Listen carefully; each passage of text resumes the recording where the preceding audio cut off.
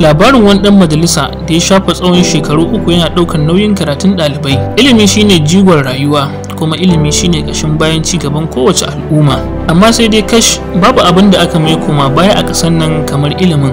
Kasantuwar ilimi abu ne mai amfani da daraja a rayuwar ɗan adam. Hakan yasa ilimin ba a samun sa sai an sha wahala, kuma sai an yi amfani da kuɗi, musamman ilimin zamani, musamman kuma a wannan zamani da muke ciki, wanda hakan yasa marasa ƙarfi ba sa iya samun damar da za su biya kuɗin makarantar su yi karatu, musamman a manyan makarantun gaba da sakandare, ko da kuwa suna da ƙwazo. Amma abin mamaki da burgewa shine a daidai wannan zamani da muke ciki a ƙasar nan, da ilimi ya zama sai dan wane da wane, aka samu wani jajirtaccen dan majalisar tarayya ya dauki nauyin ragamar biya wa dukkan wani ɗalibi da yake da sha'awar karatu kuɗin makaranta, wanda ya fito daga karamar hukumar da yake wakilta.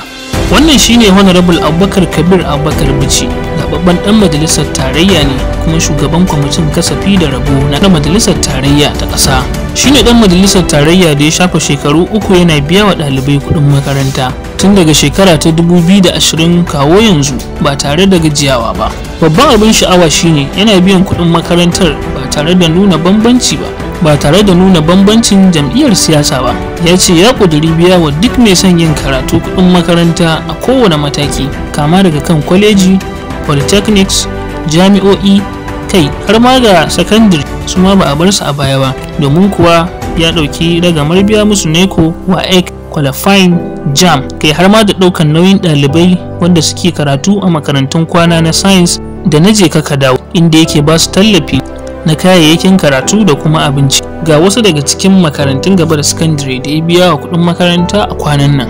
Kamar yadda kowa ya sani cewa jami'ar Bayero tana ɗaya daga cikin jami'o'in da suka ƙara kuɗin makaranta da yawa. Ya biya wa ɗaliban ƙaramar hukumar Bicin zunzurutun kuɗi kimanin miliyan 16,503,466 ga ɗalibai da adadinsu ya kai 157, yayin da a jami'ar tarayya ta Dutsen ma ya biya kimanin miliyan 10,813,713.75 da ɗalibai da adadinsu ya kai 222.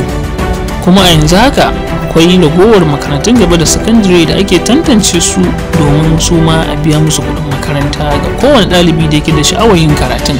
Da fatan sauran 'yan uwan shi za su yi koyi da shi, sauran shugabanni gabaki ɗaya. Allah ya taimaki ƙasar mu Najeriya.